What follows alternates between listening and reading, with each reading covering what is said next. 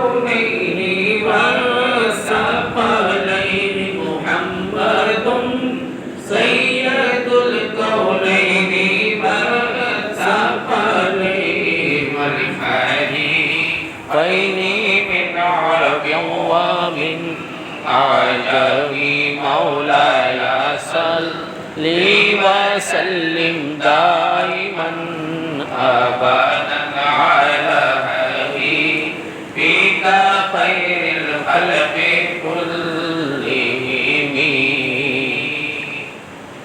يا ربي بالمصطفى ولد مقاصدنا يا ربي بالمصطفى ولد مقاصدنا واغفر لنا ما مضى يا واسع الكرم مولاي صل وسلم دائما أبدا على حبيبك خير الخلق كلهم.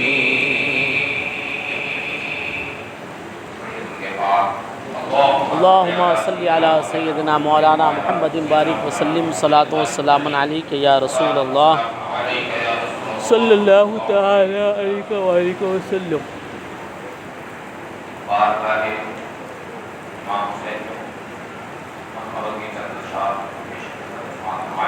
ارشاد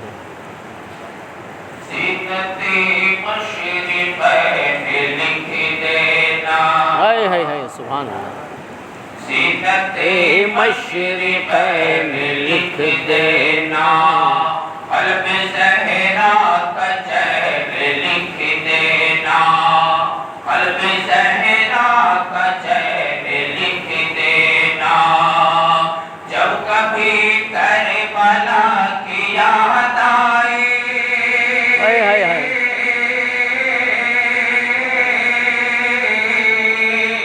جب کبھی کربلا کی یاد آئے آنسوؤں سے حسین لکھ دینا آنسوؤں سے حسین لکھ دینا آنسوؤں سے حسین لکھ دینا سبحان اللہ. آنسوؤں سے حسین لکھ دینا. اور شعر جی جی ارشاد.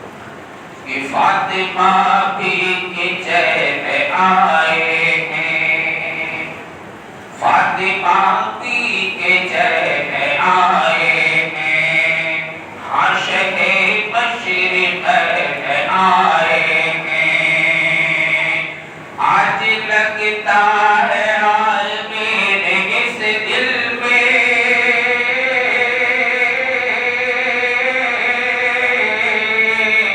آج لگتا ہے میرے اس دل میں میرے مولا حسین آئے ہیں میرے مولا حسین آئے ہیں میرے مولا حسین آئے ہیں.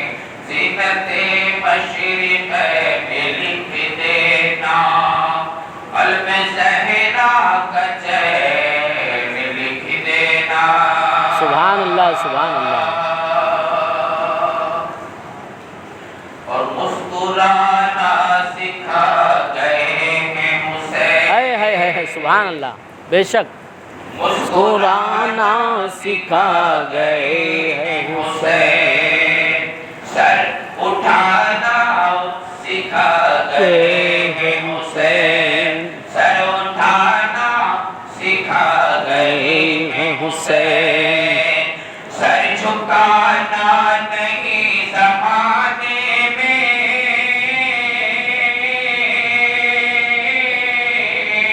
سر جھکانا نہیں زمانے پہ سر کٹانا سکھا گئے ہیں حسین سر سبحان اللہ. کٹانا سکھا گئے ہیں حسین سر کٹانا سکھا گئے ہیں حسین. زینت مشرق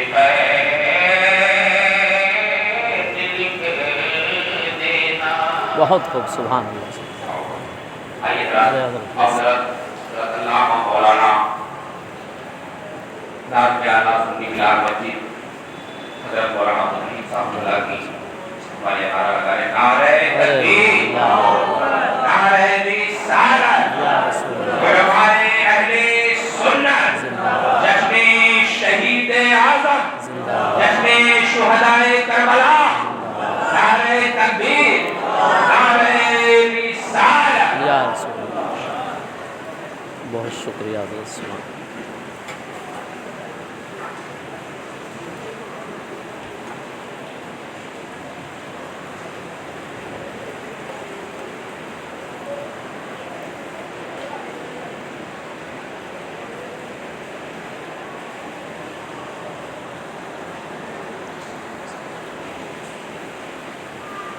السلام علیکم ورحمۃ اللہ وبرکاتہ۔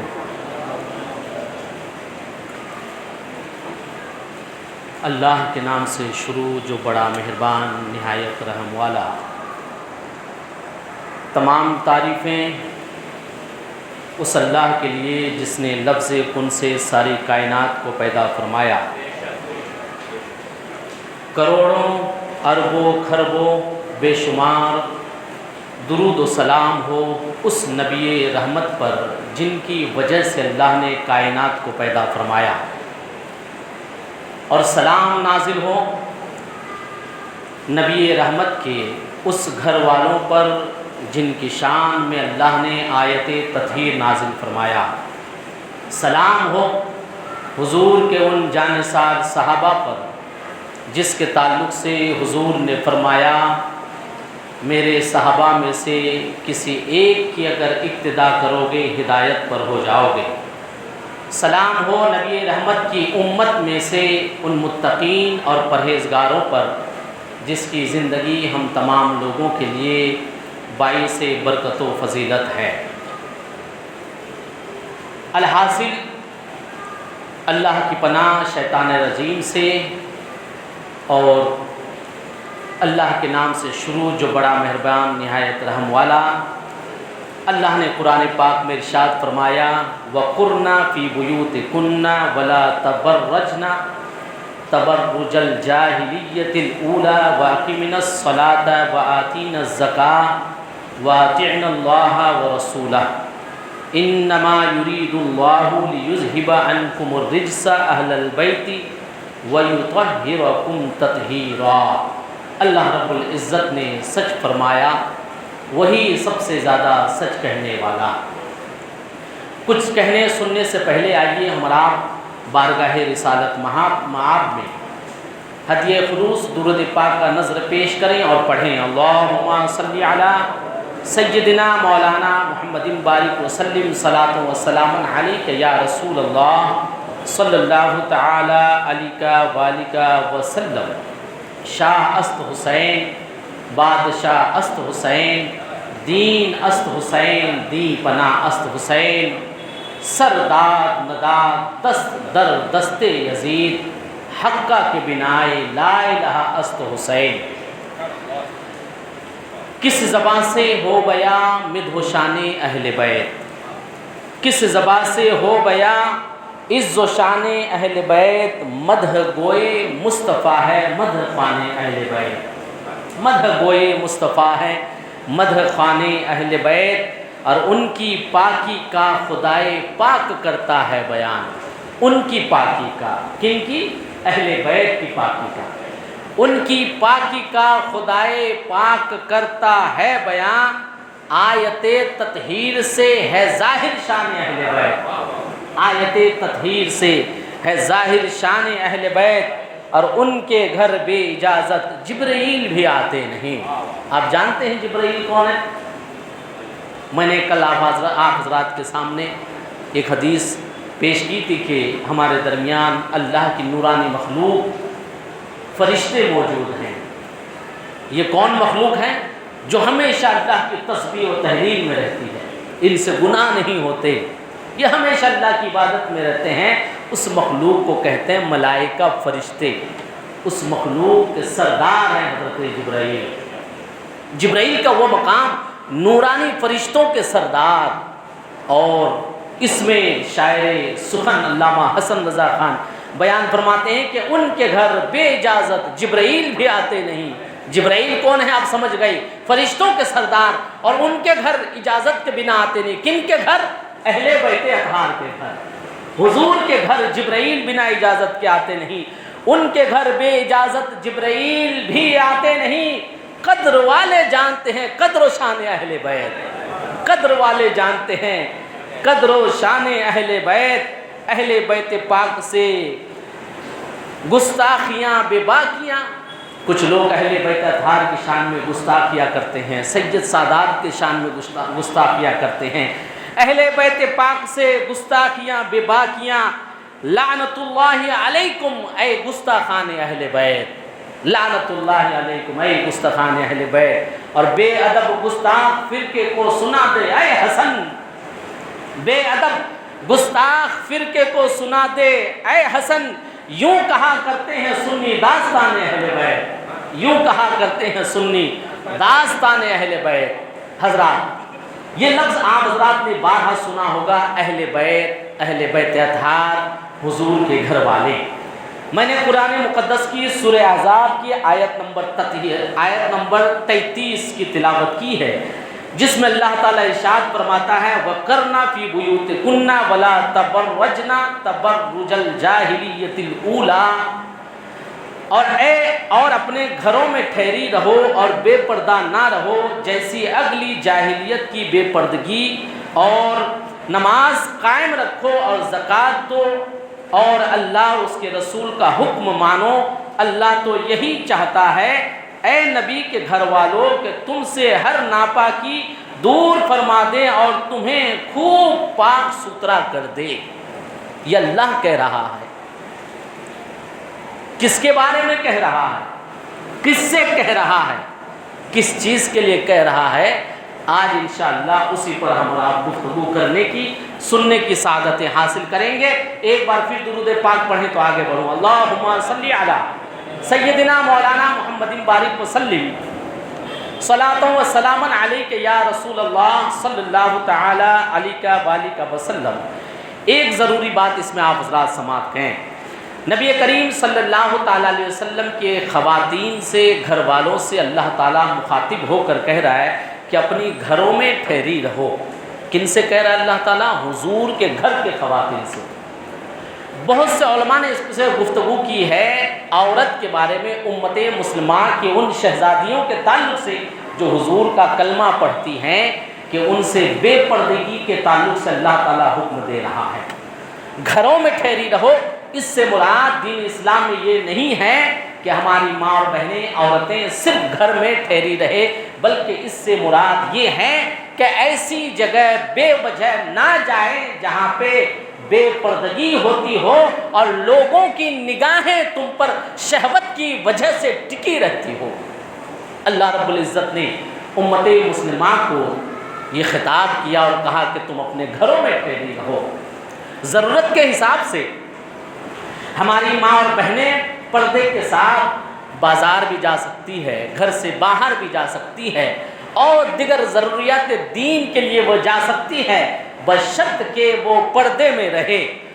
اور پھر اللہ تعالیٰ نے پردے کا حکم دیا اور کہا کہ تم ایسے نہ رہو جیسے کہ تم دور جاہلیت سے پہلے رہتے تھے، یا جیسے کہ لوگ آج سے پہلے یعنی دور جاہلیت میں رہا کرتے تھے۔ بے پردگی کو اللہ تعالیٰ نے جاہلیت کہا ہے۔ ہماری ماں اور بہنوں کے لیے اس آیت کی تفسیر سمجھنے کی ضرورت ہے، جس میں اللہ رب العزت نبی کے گھر کے خواتین کو پردے کا حکم دے رہا ہے اور کہہ رہا ہے کہ ایسا نہ رہو جیسا کہ دور جاہلیت سے پہلے تم رہا کرتی تھی۔ دور جاہلیت کا دور اٹھا کے دیکھیں، یعنی کہ جب یہ آیت نازل ہوئی اس سے قبل کا دور دیکھیں کہ عورتیں کس طرح زندگی گزارتی تھی، کس طرح وہ نکلا کرتی تھی، ان کا لباس کیا ہوتا تھا اور اس کا مقصد کیا ہوتا تھا۔ آج کے دور میں بھی جو ماڈرنزم کے نام پر بے حیائی اور بے شرمی کا ملاحظہ کیا جاتا ہے، کھلم کھلا عورت کا جسم نمائش کے لیے پیش کیا جاتا ہے، یہی طور طریقہ دور جاہلیت میں بھی تھا کہ عورت فقط نفس کی خواہش پوری کرنے کے لیے اور انسان کے مرد کی ضرورت پوری کرنے کے لیے لوگ صرف فقط اس سے چیز یا شے استعمال کے طور پر دیکھا کرتے تھے، اسی کو کہتے ہیں دور جاہلیت۔ اور جب پھر عورت کو عزت مل گئی، کہیں پہ دین اسلام نے عورت کو یہ کہہ کر عزت دیا ان کی اولاد سے مخاطب ہو کر کہ اے انسان، میں نے تمہارے لیے، حضور نے فرمایا کہ تمہارے لیے جنت تمہاری ماں کی قدموں کے نیچے ہے۔ حضور کا یہ فرما کر عورت کو عزت دینا مقصد ہے۔ کہیں حضور نے خواتین کی عزت و افزائی کے لیے، اس کی بقا کے لیے، اس کی حفاظت کے لیے فرمایا کہ تم میں سے جو کوئی 3 بیٹیوں کی پرورش کر کے اس کی شادی کرا دے وہ جنت کا مستحق ہو جائے گا۔ پھر حضور نے فرمایا اگر 3 بیٹیاں نہیں ہیں، 2 بیٹیاں اگر ہے، اس کی صحیح پرورش کر کے، تربیت کر کے اس کی شادی کرا دے، اس پر جنت واجب ہو جاتی ہے۔ پھر کسی نے کہا کہ جس کی 2 بھی نہ ہو، حضور نے کہا جس کی 1 بیٹی ہو، اگر وہ اس کی صحیح تربیت کر کے، پرورش کر کے اس کی شادی کرا دے، اس کے لیے جنت واجب ہے۔ کسی نے کہا کہ اگر کسی کی بیٹی بھی نہ ہو، تو حضور نے بیٹیوں کے لیے، عورتوں کے لیے جنت کو کتنا سستی کر دیا، کہا کہ اگر بیٹی نہ ہو، کسی اور کی بیٹی کی صحیح تربیت کر کے اپنی بیٹی سمجھ کر اس کی شادی کرا دو، گھر بسا دو، تب بھی اس کے لیے جنت واجب ہو جاتی ہے۔ مگر آج ماڈرنزم، بے پردگی، فیشن کے نام پر اسی دور جاہلیت کو ریپیٹ کیا جا رہا ہے، دہرایا جا رہا ہے، اور شیطان وہی اللہ کے بندوں سے کرا رہا ہے، کیونکہ شیطان انسان کا کھلا دشمن ہے۔ وہ چاہتا ہی ہے کہ مسلمان عورتیں اسلام کے پیغامات سے دور ہو جائے، شریعت مصطفیٰ کے اوپر عمل نہ کرے، بلکہ وہ میری خواہش یعنی شیطان کے بہکاوے کے اوپر عمل کرے۔ شیطان تو یہی چاہتا ہے، ان الشیطان للانسان عدو مبین، بے شک شیطان انسان کا کھلا دشمن ہے۔ چھپا دشمن بھی ہوتا ہے، کھلا دشمن بھی ہوتا ہے۔ قرآن کھول کے کہہ رہا ہے، کھل کے کہہ رہا ہے اور صاف کہہ رہا ہے کہ لوگوں یہ وہ تمہارا دشمن ہے جو چھپا ہوا نہیں ہے، یہ ظاہر ہے، کھلا ہوا ہے، تم اسے ہمیشہ ہمیشہ اپنا دشمن سمجھا کرو۔ مگر ہائے افسوس کہ رحمان کا بندہ شیطان کے بہکاؤ میں آتا ہوا نظر آتا ہے۔ قرآن مقدس نے ہماری بہنوں کو، ہماری ماؤں کو پردے کا حکم دیا، اور آج کے دور کے جو فیشن ہے، بے شرمی ہے، اسے دور جاہلیت قرار دیا، اس لیے کہ اسلام کے آنے سے قبل عورتوں کا کیا حال تھا، خواتین کے ساتھ کیا برتاؤ کیا جاتا تھا۔ جو لوگ ہسٹری پڑھتے ہیں، سنتے ہیں، وہ جانتے ہیں کہ ذرا عزت نہیں تھی خواتین کی، عورتوں کی۔ اگر عورتوں کو کسی نے عزت دیا ہے تو فقط دامن مصطفیٰ نے عزت دیا ہے، اسلام نے عزت دیا ہے، اسلام نے اس کی حفاظت کی گارنٹی لی ہے۔ کہیں اس کے بچوں کے لیے ذمہ داریاں رکھ رہا ہے، تو کہیں شوہر کے ذریعے سے اس کی حفاظت کرا رہا ہے۔ دین اسلام میں قدم قدم میں خواتین کے لیے عزت و آبرو اور اس کی تقدس کی حفاظت لی ہے۔ اگر خواتین کو، عورتوں کو کہیں عزت مل سکتی ہے، وہ دامن اسلام ہی میں مل سکتی ہے۔ ورنہ دیکھیں جو لوگ فحاشی کرتے ہیں، بے پردگی کرتے ہیں، وہ بہنیں جو ماڈرنزم اور فیشن کے نام پر ایسے ڈریسز اپناتی ہیں، کیا وہ نہیں جانتی ہیں کہ ایسے ڈریس اپنانے کے بعد لوگوں کی نگاہیں کس وجہ سے ان پر ٹکتی ہیں، دیکھنے والا اسے کس نیت سے دیکھتا ہے؟ ہر کوئی جانتا ہے، کسی سے یہ چھپا نہیں ہے، سب کوئی جانتا ہے۔ تو اہل اسلام کے لیے اور شہزادگان اسلام کے شہزادیوں کے لیے یہ آیت ہمارے لیے بہت ہی کارگر ہے، کہ جس میں اللہ رب العزت نبی کے گھر والوں سے کہہ رہا ہے کہ پردے کا اہتمام کرو۔ نبی کریم صلی اللہ تعالیٰ علیہ وسلم کے گھر والوں سے، اہل بیت یہ عربی لفظ ہے، اہل کا مطلب ہوتا ہے والا، بیت مطلب گھر والا۔ اہل بیت کا کیا مطلب ہے؟ گھر والا۔ اب علماء نے اس پہ گفتگو کی ہے، گھر والے ہونے کی 3 صورتیں ہوتی ہیں، اس کے 3 کیٹیگریز ہیں۔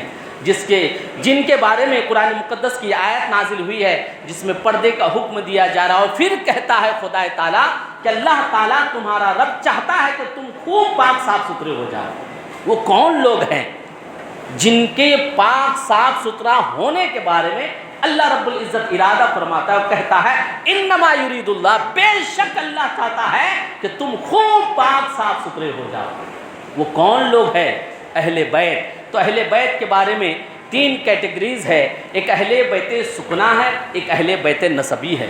اہل بیت نسبی جس میں حضرت خاتون جنت حضرت امام حسن امام حسین ہیں، اس پہ کسی طرح کی گفتگو نہیں ہے کہ آپ نسبی ہیں۔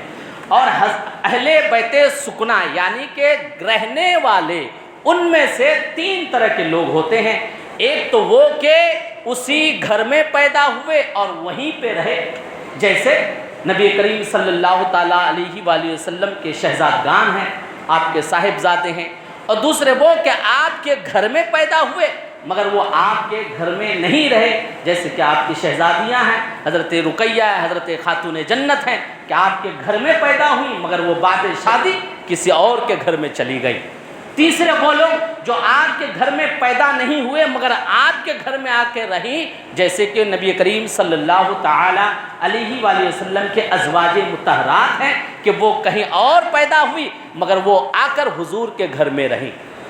بہرحال یہ سبھی لوگ اہل بیت کہلاتے ہیں، مگر عمومی طور پر جو فضیلت کے لیے ہے اس میں سے اہل بیت سے مراد نبی کریم صلی اللہ تعالیٰ علیہ وسلم نے اس چیز کا اظہار فرمایا اور واضح فرما دیا کہ قرآن مقدس کی جو آیت نازل ہوئی ہے، جن اہل بیت کو یعنی کہ گھر والوں کو قرآن مقدس میں یہ کہا گیا ہے کہ اللہ چاہتا ہے کہ خوب پاک ہو جائے، اس سے مراد حضرت امام حسن، حضرت امام حسین، حضرت فاطمہ زہرا، حضرت علی مرتضیٰ رضی اللہ تعالی عنہم کی ذات گرامی ہے۔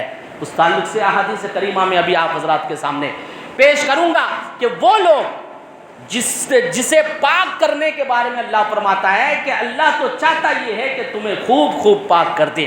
نبی کریم صلی اللہ تعالیٰ علیہ وآلہ وسلم کی حدیث موجود ہے، ایک حدیث شریف ہے جو حضرت عائشہ صدیقہ رضی اللہ تعالیٰ عنہا سے روایت ہیں۔ ہم لوگ سن رہے ہیں، جان رہے ہیں کیا کہ اہل بیت پاک سے مراد کون لوگ ہیں جس کے تعلق سے قرآن میں کہا گیا ہے کہ اللہ چاہتا ہے یہ خوب پاک صاف ستھرے ہو جائیں۔ وہ جان رہے ہیں حدیث کی روشنی میں۔ ان عائشہ قالت خرج النبی صلی اللہ تعالی علیہ وآلہ وسلم غداتا وعلیہ مرت مرحل من شعر اسودا فجاء الحسن بن علی فادخلہ ثم جاء الحسین فدخل معه ثم جاءت فاطمة فادخلها ثم جاء علي فادخله ثم قال انما يريد الله ليذهب عنكم الرجس اهل البيت ويطهركم تطهيرا رواہ مسلم۔ اس حدیث شریف کو امام مسلم نے بھی روایت کی ہے۔ اس کا ترجمہ سماعت کیجئے۔ حضرت عائشہ صدیقہ رضی اللہ تعالی عنہا سے روایت ہے کہ ایک صبح حضور نبی کریم صلی اللہ تعالی علیہ وسلم باہر تشریف لائے اور آپ پر کالے اون کے بالوں کی مخطوط چادر تھی، حضور کے سر مبارک پر کالے کلر کی چادر تھی۔ پس حضرت حسن بن علی آئے، حضور نے انہیں اپنی چادر میں داخل فرما لیا، اور پھر حضرت امام حسین آئے تو وہ بھی اسی چادر میں داخل ہو گئے۔ پھر حضرت فاطمہ زہرا آئی، آپ بھی اس میں داخل ہو گئی۔ پھر حضرت علی بھی آئے اور اسے بھی اللہ کے رسول صلی اللہ تعالیٰ علیہ وسلم نے اسی چادر مبارک میں داخل فرما لیا، اور پھر قرآن مقدس کی اس آیت کی آپ نے تلاوت فرمائی جس میں اللہ رب العزت ارشاد فرماتا ہے انما یرید اللہ، یعنی تم سے گندگی کو دور کر دے اور تم کو خوب پاک و صاف فرما دے۔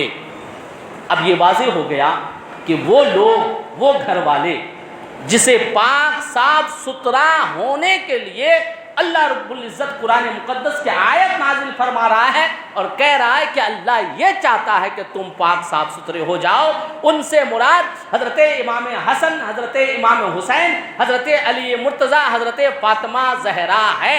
اب قرآن مقدس کی آیت کا یوں ترجمہ سمجھا جائے کہ گویا اللہ چاہتا ہے کہ امام حسن خوب پاک صاف ستھرا ہو جائے، امام حسین خوب پاک صاف ستھرا ہو جائے، امام حضرت علی مرتضیٰ خوب پاک صاف ستھرا ہو جائے، حضرت خاتون جنت خوب پاک صاف ستھرا ہو جائے، جس کی ستھرگی اور پاکی کے خواہش مند اور ارادہ اللہ تعالیٰ کرتا ہو، ان ذات گرامی کے مقام کا کیا کہنا۔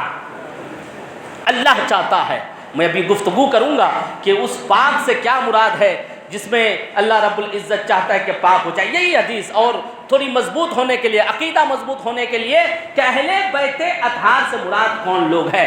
مسلم شریف کی ایک دوسری حدیث ہے، عن عمر بن ابی سلمۃ صلی اللہ تعالی علیہ وسلم قال رسول اللہ صلی اللہ علیہ وسلم لما نزلت هذه الآیۃ علی النبی صلی اللہ علیہ وسلم انما یرید اللہ لیذهب عنکم الرجس اہل البیت ویطہرکم تطہیرا فی بیت ام سلمۃ فدعا فاطمۃ وحسنا وحسینا فجلل لهم بقصاء وعلی خلف ظہری فجلل له بقصاء ثم قال هؤلاء اہل بیتی فاذهب عنهم الرجس وطہرهم تطہیرا۔ قالت ام سلمۃ وانا معهم یا نبی صلی اللہ علیہ وسلم قال انت علی مکانکی وانت علی خیر۔ اس کا مطلب سماعت کیجیے۔ حضرت عمر ابن ابی سلمہ روایت کرتے ہیں کہ وہ حضور صلی اللہ علیہ وسلم کے انہوں نے کہا، جب آیت کریمہ انما یرید اللہ یہ آیت نازل ہوئی تو حضور صلی اللہ علیہ وسلم حضرت سلمہ کے گھر میں تھے، حضرت فاطمہ اور حضرت حسین کو اور ان سب پر ایک چادر ڈال دی، اور آپ کے پیچھے حضرت علی تھے، پھر ان پر بھی چادر ڈال دی، اور پھر عرض کیا آپ نے یا اللہ یہ میرے اہل بیت ہیں۔ اللہ کے رسول صلی اللہ علیہ وسلم نے چادر ڈالنے کے بعد کہا یہ میرے اہل بیت ہیں، تو ان سے ہر قسم کی آلودگی دور کر کے خوب پاکیزہ فرما دے۔ حضرت ام سلمہ فرماتی ہے کہ میں نے کہا یا رسول اللہ میں بھی ان کے ساتھ ہوں، تو حضور صلی اللہ تعالی علیہ وسلم نے فرمایا کہ تم اپنے مکان پر ہو اور خیر پر ہو۔ اہل بیت پاک سے مراد قرآن مقدس کی جو آیت تطہیر نازل ہوئی ہے، آیت تطہیر سورہ احزاب کی آیت نمبر 33، وہ آیت ہے جس میں اللہ رب العزت اہل بیت کو پاک کرنے کے بارے میں فرما رہا ہے۔ اہل بیت سے مراد کون لوگ ہیں، اس کے تعلق سے رسول اکرم صلی اللہ تعالی علیہ وسلم کے احادیث موجود ہیں، جس میں نبی کریم صلی اللہ علیہ وسلم نے چادر مبارک میں داخل کر کے اللہ رب العزت سے فرمایا اے اللہ تو اہل بیت کو خوب خوب پاک کرنے چاہتا ہے، یہ میرے اہل بیت ہیں، اے اللہ تو انہیں خوب پاک صاف ستھرا فرما دے۔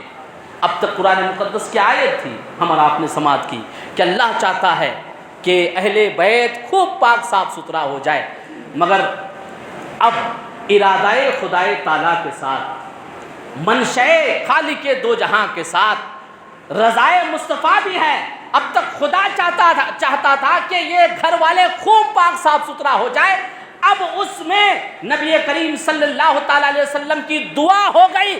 یقیناً چاند اپنا راستہ بدل سکتا ہے، سورج اپنا راستہ بدل سکتا ہے، زمین اپنی جگہ سے ہل سکتی ہے، پہاڑ کی چٹانیں گھر سکتی ہے، مگر مصطفیٰ کی دعا کبھی رد نہیں ہو سکتی ہے۔ مصطفیٰ نے دعا کی ہے اے اللہ تو حسن کو خوب پاک صاف ستھرا کر دے، اے اللہ تو حسین کو خوب پاک صاف ستھرا کر دے۔ مصطفیٰ نے دعا کی ہے اللہ تو فاطمہ کو خوب پاک صاف ستھرا کر دے، علی کو پاک صاف ستھرا کر دے۔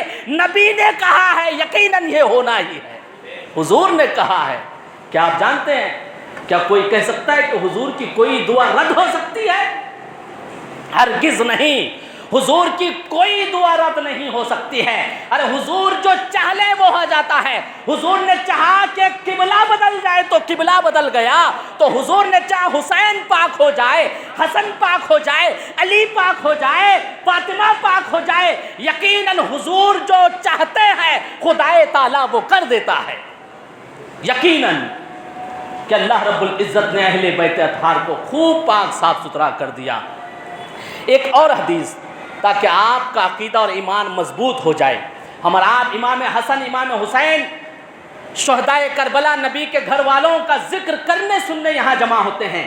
ہمارا عقیدہ ٹھوس ہونا چاہیے کہ ہم جن کا نام لیتے ہیں، جن کا ذکر سنتے ہیں، جن سے محبت کا دم بھرتے ہیں، یہ کوئی اور لوگ نہیں ہیں بلکہ یہ قرآنی لوگ ہیں جس کے بارے میں اللہ تعالیٰ قرآن کی آیت نازل فرماتا ہے۔ حضور کے گھر والے، حضور کے نسب، حضور کا حسب کوئی معمولی چیز نہیں ہے، کوئی اسے معمولی نہ لے۔ ارے یہ وہ لوگ ہیں جن کے نام سے اگر کوئی بندہ کچھ دعا کرتا ہے اللہ تعالیٰ سے، حدیث میں ہے کہ اللہ تعالیٰ اپنے نیک بندوں کی وسیلے کے وجہ سے اپنے گنہگار بندے کی دعا بھی قبول فرما لیتا ہے۔ یہ تو اہل بیت اطہار ہے جن کی پاکی کے بارے میں قرآن مقدس کی آیتیں نازل ہوئی ہے۔ ہمارا آپ شہدائے کربلا کا ذکر کرنے سننے جمع ہوتے ہیں، بالخصوص حضرت امام حسین کا ذکر۔ امام حسین کون ہے؟ سب سے پہلے یہ جاننے کی ضرورت ہے۔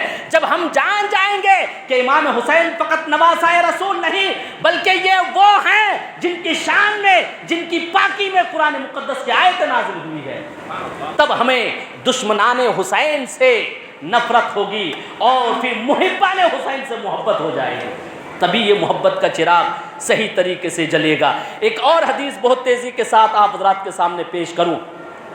حضرت انس سے روایت ہے ان رسول اللہ صلی اللہ علیہ وسلم کان یمر بباب فاطمہ ستۃ اشہر اذا خرج لصلاۃ الفجر۔ حضرت انس بیان فرماتے ہیں کہ نبی کریم صلی اللہ تعالی علیہ وسلم کا 6 ماہ تک یہ معمول تھا، یہ آپ کی عادت تھی کہ آپ جب بھی فجر کی نماز کے لیے حضرت خاتون جنت کے گھر کے پاس سے جاتے تو آپ کیا فرماتے؟ یقول، کہتے، یا اہل البیت انما یرید اللہ لیذھب عنکم الرجس اہل البیت ویطہرکم تطہیرا۔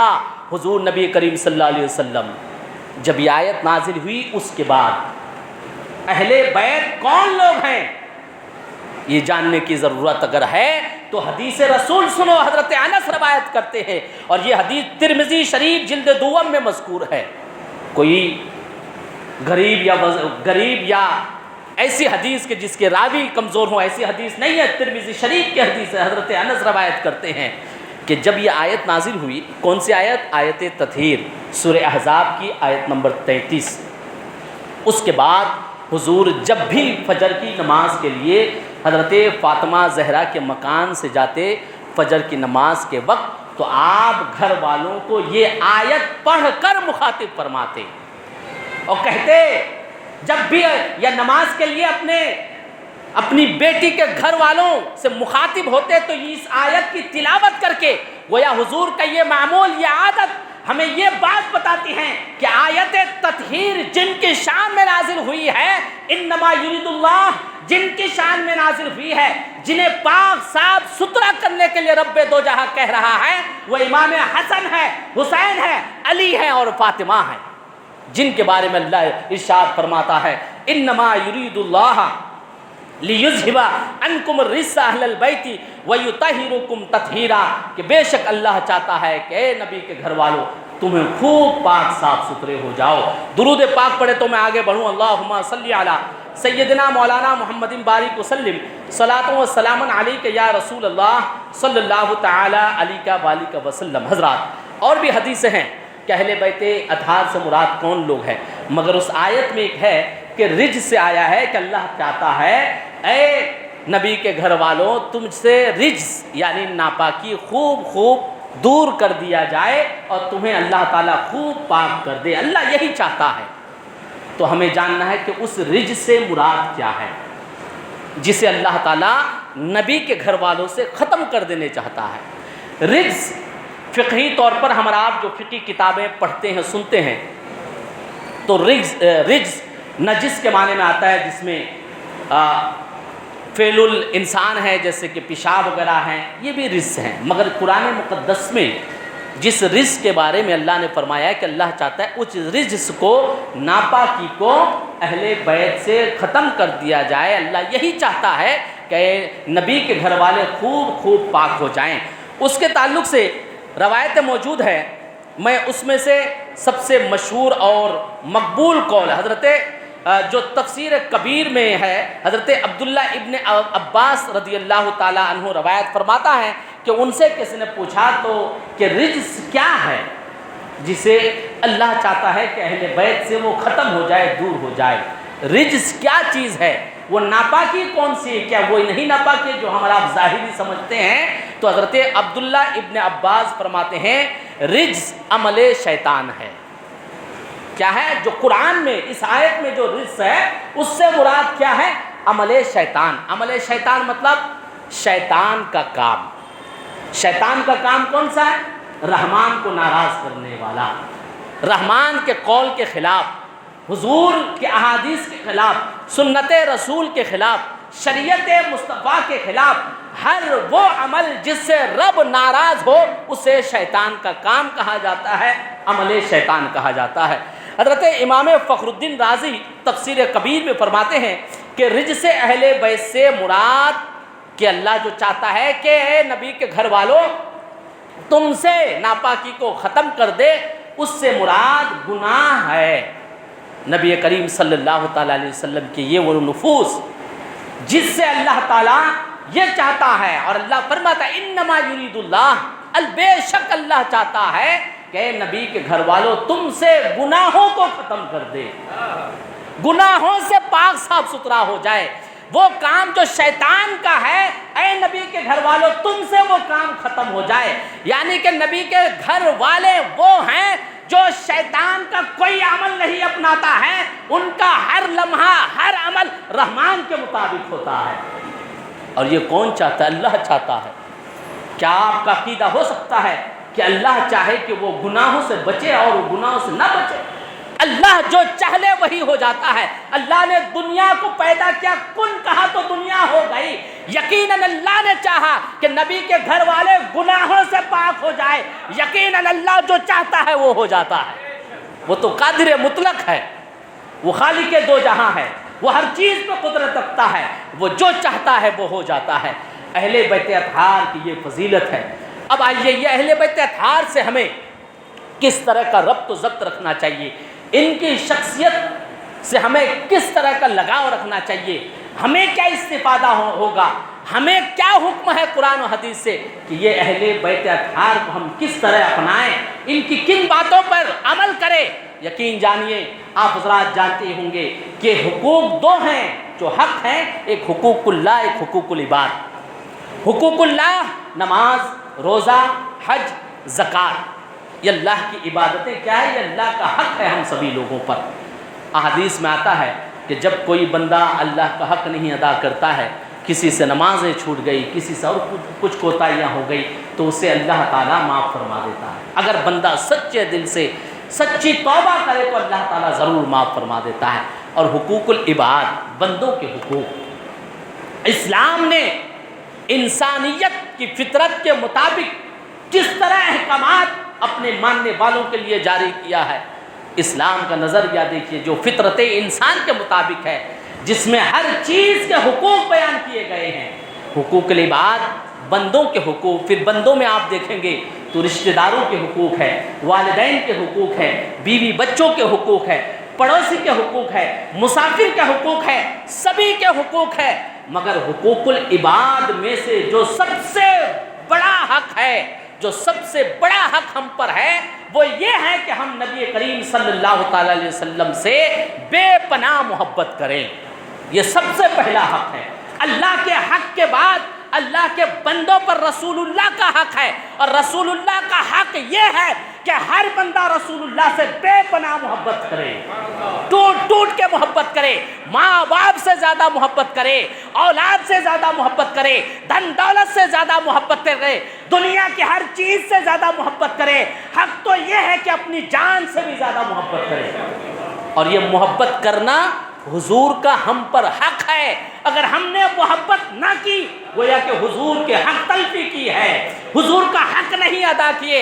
اور جو حضور سے محبت کرتا ہے وہ حضور کے گھر والوں سے محبت کرتا ہے۔ حضور کے گھر والوں سے محبت کرنا، حضور سے محبت کرنا ہے۔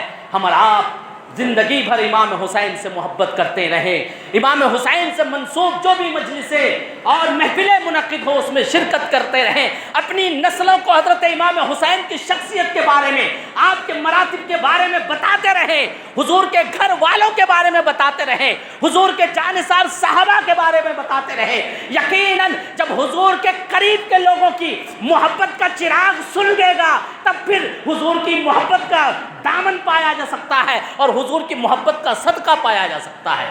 حضور کے قریب کے لوگوں کو چھوڑ کر حضور کی محبت نہیں مل سکتی ہے، اور حضور کی محبت حضور سے محبت نہ کر کے رب کی رضا نہیں مل سکتی ہے۔ یہ ایک دوسرے سے جڑے ہوئے ہیں، کیونکہ دین اسلام حقوق کی ادائیگی کا حکم دیتا ہے۔ اب حقوق العباد میں سے سب سے زیادہ مقدم اور اول اور نہایت ضروری ہے کہ ہم حضور سے محبت کریں۔ جو حضور سے بے پناہ محبت کرتا ہے وہ حضور کی غلامی کا حق ادا کرتا ہے، اور جو حضور سے بے پناہ محبت نہیں کرتا ہے گویا یوں سمجھو کہ وہ حضور کی امت ہونے کا حق ادا نہیں کرتا ہے۔ نبی کریم صلی اللہ علیہ وسلم نے فرمایا، یہ الفاظ میرے ہیں، میں نے میرے جملے میں میرے ٹوٹے پھوٹے الفاظ میں کہا ہے، مگر قسم خدا کی حضور کے ایک حدیث کا مفہوم ہے۔ حضور فرماتے کہ اے لوگوں سنو، تم میں سے کوئی شخص اس وقت تک مومن کامل نہیں ہو سکتا ہے جب تک کہ وہ مجھ سے اپنی اولاد سے زیادہ محبت نہ کرے، اپنی دولت سے زیادہ محبت نہ کرے۔ حق تو یہ ہے کہ جب تک کہ وہ مجھ سے اپنی جان سے زیادہ محبت نہ کرے۔ اسی جگہ حضرت عمر کھڑے ہوتے ہیں اور فرماتے ہیں، یا رسول اللہ آپ مجھے میری جان سے زیادہ محبوب ہیں۔ اگر کامل مومن ہونا چاہتے ہو، اپنے ایمان کو مکمل کرنا چاہتے ہو تو حضور سے بے پناہ محبت کرو، اس لیے کہ یہ حضور کا ہم پر حق ہے کہ ہم حضور سے بے پناہ محبت کریں۔ اور محبت کا تقاضا ہوتا ہے کہ محبوب کو جو محبوب ہوتا ہے وہ بھی محبوب ہو جاتا ہے، یہ محبت کا تقاضا ہے۔ آپ کا بچہ آپ کو محبوب ہے، اگر اسے کچھ پسند ہو یقین آپ بازار جائیں گے تو اسے لے کر آئیں گے۔ یہ کیا ہے؟ یہ تقاضائے محبت ہے کہ آپ کا بچہ آپ کا محبوب ہے، اور وہ کھلونا جو آپ کے بچے کو محبوب ہے، اب بازار میں وہ کھلونا دکھ رہا ہے تو وہ آپ کو بھی محبوب ہو رہا ہے، پسند ہو رہا ہے۔ یہ ہے کہ نہیں؟ یہ فطرت انسانی ہے اور یہ محبت کا تقاضا ہے۔ لہٰذا اے مسلمانوں جو حضور کا کلمہ پڑھتے ہو، لا الہ الا اللہ محمد الرسول اللہ، جو بھی کلمہ پڑھتا ہے حضور سے محبت کا دم بھرتا ہے۔ یہ تقاضا محبت ہے کہ وہ ہر چیز سے محبت کرے جس سے حضور محبت فرماتے ہیں۔ اب حضور کس سے محبت فرماتے ہیں تو احادیث قرآن کی آیتیں اٹھا کے دیکھو گے، حضور کو جو چیزیں سب سے زیادہ محبوب ہے وہ حسن ہے، حسین ہے، علی ہے، فاطمہ ہے۔ حدیث آئیں گے اپنی، یہ تقاضا محبت ہے اور حضور کا ہم پر حق ہے۔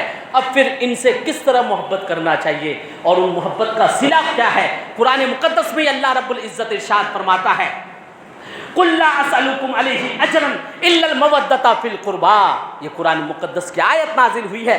اللہ اپنے محبوب کے ذریعے سے اپنے بندوں سے مخاطب ہے اور کہلوا رہا ہے، اے نبی آپ ان لوگوں سے کہہ دیجئے میں اس پر تجھ سے کوئی اجرت نہیں مانگتا، ہاں مگر میرے قرابت داروں سے محبت کرو۔ قرابت دار کون لوگ ہیں؟ سب سے قریب کون ہوتے ہیں؟ تو کوئی بھی کہے گا کسی بھی شخص کا سب سے قریب ترین اس کے گھر والے ہوتے ہیں، اہل بیت ہوتے ہیں۔ اہل بیت کون ہے؟ حضور نے فرما دیا اہل بیت حسن ہے، حسین ہے، علی ہے، فاطمہ ہے۔ قرآن نے کہہ دیا ہے۔ حضور کی حدیثیں میں نے 3-4 حدیثیں آپ حضرات کے سامنے رکھی۔ اللہ رب العزت سے دعا ہے اللہ تعالیٰ ہمیں حسنین قریبین کا صدقہ نصیب کرے، اہل بیت کا صدقہ نصیب کرے، ان کی محبتوں کا دنیا و آخرت میں بہترین جزا نصیب کرے۔ وما علینا الا البلاغ۔ السلام علیکم ورحمۃ اللہ وبرکاتہ۔ مصطفیٰ جان رحمت پہ لاکھوں سلام، شمع بز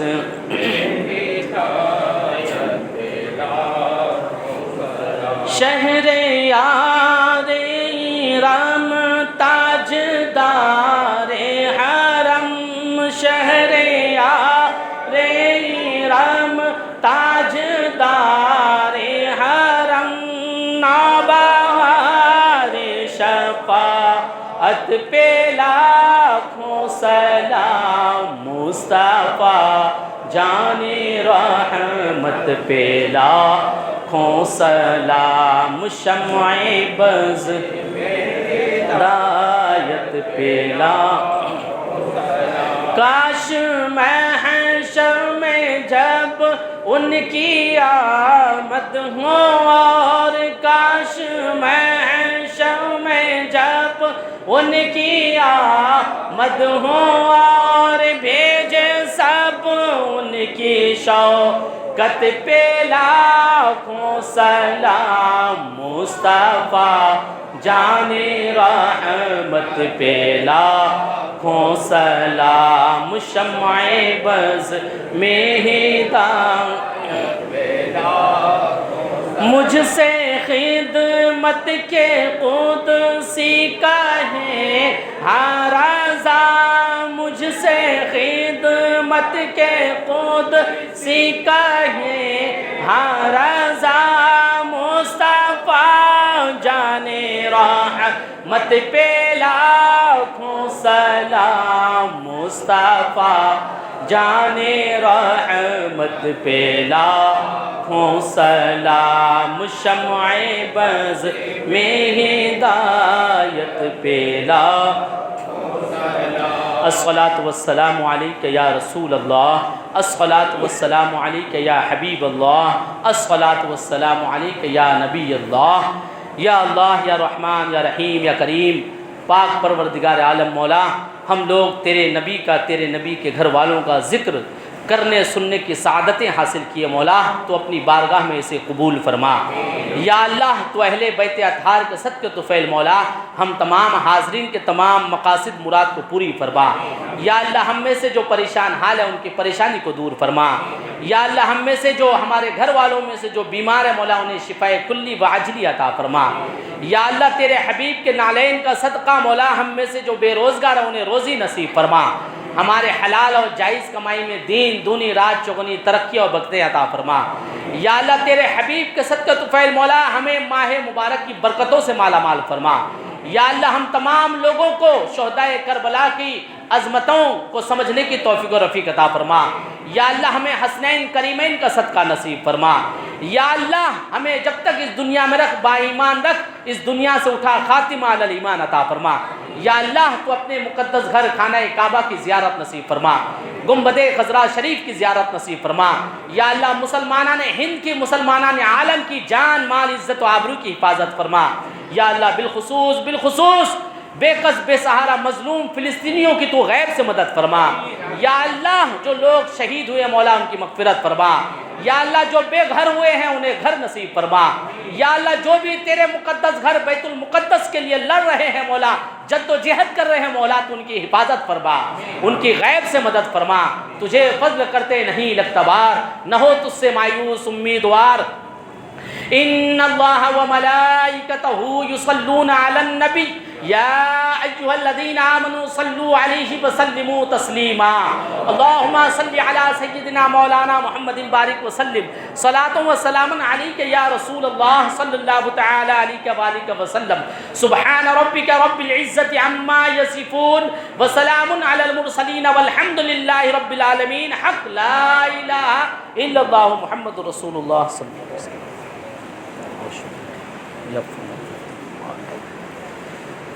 يغفر لنا في الدنيا ويغفر في الآخرة عليكم السلام وعليكم السلام يغفر لنا وعليكم السلام ورحمة الله وعليكم السلام يغفر لنا وعليكم السلام وعليكم السلام وعليكم السلام ورحمة الله وبركاته وعليكم السلام وعليكم السلام وعليكم السلام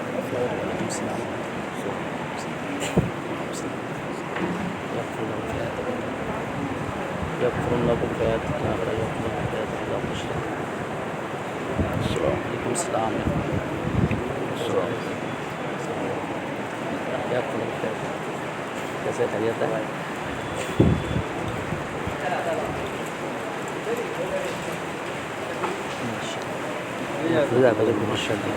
आप रखिए आपका नजर आपका नजर